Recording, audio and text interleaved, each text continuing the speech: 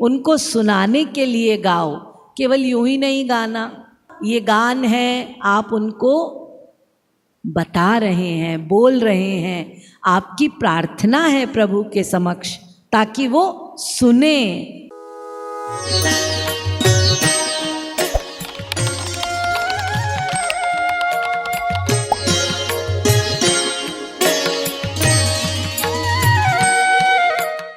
मन, जब हम मन से कोई कार्य करते हैं, उस समय जो कार्य कर रहे हैं वही मन हमारा पूरा पूरा रहता है। यदि मन से कोई कार्य नहीं कर रहे तो कार्य आप इंद्रियों से कर रहे हैं, मन कहीं और है। परंतु ईश्वरीय क्षेत्र में जब आप भजन उपासना के लिए बैठते हैं, अपने आत्म कल्याण के लिए बैठते हैं, वहाँ पर इंद्रियों से आप प्रार्थना कर रहे हैं और मन जगत में है, नहीं चलेगा, उसका कोई फल नहीं मिलेगा। इसलिए जितनी देर भी आप साधना करते हैं, आपको इस बात का हमेशा ध्यान रखना है, मौनेर स्मरण प्राण, मन से करना है। मेरे स्मरण चिंतन का आधार, मेरे भजन का प्राण है मन से उपासना। यदि मन से नहीं कर रहा तो मेरा भजन शव के समान, अर्थहीन, मूल्यहीन। ये जो इंद्रियों से हम भजन करते हैं, मंदिर में जाना, तीर्थों में जाना, बढ़िया सुंदर कीर्तन राग में करना, लेकिन हृदय में अनुराग ना होना, एक आंसू भी ना बहना, मन कभी पिघले ही ना, क्रोध करना, दूसरों का अपमान करना। अरे यदि तुम भजन कर रहे हो तो भजन का उल्टा ये क्या कर रहे हो?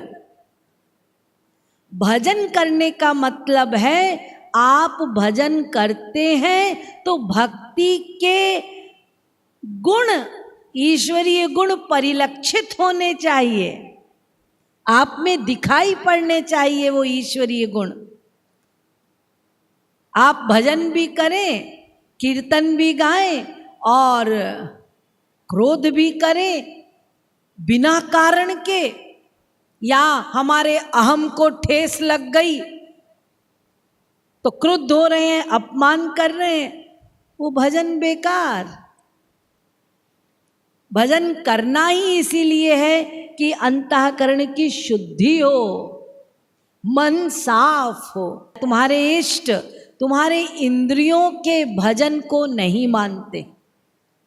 जब तुम मन से भजन करते हो तब राधा रानी उसे स्वीकार करती है। हम गायन रूप का, लीला का, नाम का शब्दों से कर सकते हैं, लेकिन शब्द भगवान के क्षेत्र में नहीं पहुंचते। The kingdom of God is not in words. The holy life is a continual feast. Isa Masih कहते हैं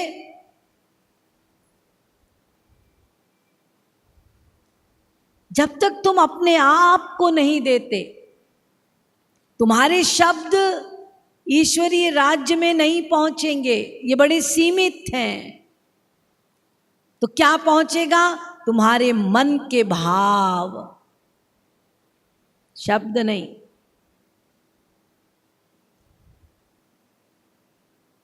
In this world of dust and din, whenever anybody has given complete Atmahuti, merging himself in the flame of love divine, there is an explosion. What's that? That is divine grace. No true Atmahuti on earth can ever be in vain. तुमने अपने आप को आहुति के रूप में दिया, उत्सर्गीकृत किया।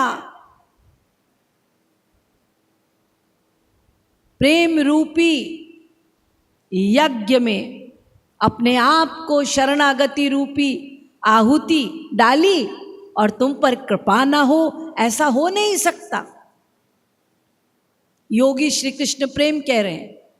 लेकिन यदि तुम केवल शब्दों से कर रहे हो, इंद्रियों से कर रहे हो, ऑल इन वेन, सब बेकार।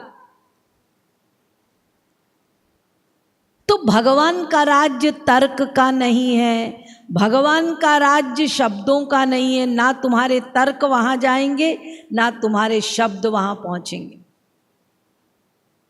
इसलिए फिर ईसा मसीह ने कहा, we walk by faith not by sight. विश्वास, ये मार्ग विश्वास का है, श्रद्धा का है। यहां तुम लॉजिक से नहीं चल सकते। यहां तुम अपनी बुद्धि लगाकर सोचो कि मैं समझ लूंगा भगवान की बातें। नहीं, हमारी 2 कौड़ी की बुद्धि उस अनंत को समझ नहीं सकती। बुद्धि का प्रयोग बंद करो, तब उनकी कृपा से उनकी चीजें कुछ कुछ समझ में आएंगी। और अपनी बुद्धि लगाओगे तो बुद्धि ही लगाते रह जाओगे, मर जाओगे, कुछ हाथ ना लगेगा। तो मन बुद्धि इसका समर्पण चाहिए। यदि नाम गाते हो, यदि लीलाओं को गाते हो, तो चिंतन के साथ गाओ। नाम लेते हो, किसका नाम ले रहे हो? अरे हमारे भारत में तो भगवान के नाम ही अपने संतानों का नाम रखा जाता है। हमारे भारत में भगवान के नाम पर हम माता पिता लोग अपने बच्चों का नाम भगवान का नाम रखते हैं। गिरधर, गोविंद, गोपाला, श्याम, कन्हैया सब रखते हैं। अब जब तुम भजो गिरधर गोविंद गोपाला गा रहे हो तो 3 तुम्हारे दोस्त हैं, उनको याद कर रहे हो क्या? एक उस चौक में गिरधर रहता है, दूसरे चौक में गोपाल रहता है, उसको याद कर रहे हो? देखिए, नाम ले रहे हैं लेकिन दोस्त की याद आ रही है। ये हमारा स्वभाव है। जब हम नाम लेते हैं तो उसके पहले स्मृति बनती है। इसलिए कभी कभी जब नाम भूल जाते हैं तो वो छवि पहले बन जाती है, फिर नाम बाद में याद आता है। ऐसा होता है ना? कभी कभी जब आप नाम भूल जाते हैं तो आप कहते हैं लंबा लंबा, ठिगना सा, गोरा सा, काला सा, ये सा करते हैं, नाम याद नहीं आ रहा। अरे वो हाँ, वो उसका नाम है राम।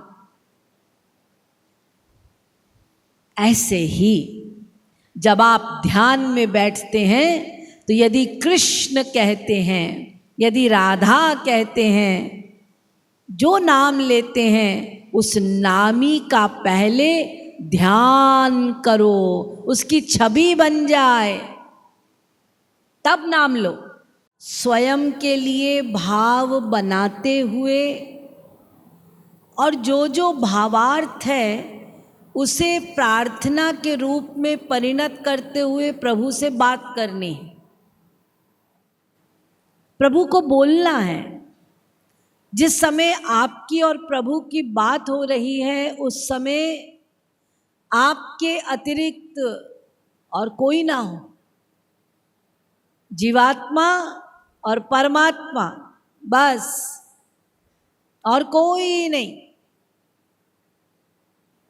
तो शास्त्र कहते हैं तत्कर्म हरितोषम यत्, तुम्हारे किए हुए कर्म से, तुम्हारे द्वारा संपादित कर्म से यदि हरि को प्रसन्नता हो रही है तो वो वास्तव में कर्म है, उसका फल श्रेष्ठ।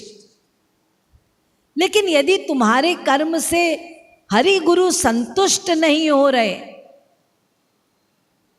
तो वो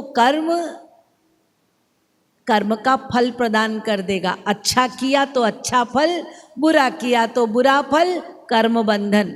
लेकिन यदि तुम कर्म उनको संतुष्ट करने के लिए कर रहे हो तो तुम्हारे कर्म बंधन खुल रहे हैं, उनसे छुट्टी पा रहे हो। इसलिए श्री महाराज जी कह रहे हैं, जब तुम कर्म करते हो तो ये लक्ष्य सामने रखो कि मैं अपने इष्ट और गुरु को संतुष्ट करने के लिए ही कर्म कर रहा हूं। तुम्हारा ज्ञान कौन सा ज्ञान होना चाहिए? तुम्हारा ज्ञान वही असली ज्ञान है जिस ज्ञान से तुम्हें ये ज्ञान हो जाए कि केवल वही मेरे हैं। जब तक ये ज्ञान नहीं हुआ, सारे ज्ञान अज्ञान है। हमारा योग क्या है? योग का मतलब होता है मिलन। तो हमारा योग वो योग नहीं, उठक बैठक दंड बैठक कसरत, वो योग योगा नहीं बोल रही हूं। यहां योग से मतलब है मिलन। तो श्री महाराज जी कह रहे हैं, योग क्या है? योग इह कब मिली है राधे। वो राधा रानी कब मिलेंगी, कब उनसे योग हो जाएगा, कब उनसे मिलन होगा तो मेरा योग पूर्ण हो जाएगा। ये है योग, ये है कर्म, ये है ज्ञान। समझ में आया ना? कर्म क्या है? जिससे वो प्रसन्न हो। ज्ञान क्या है? वही मेरे हैं।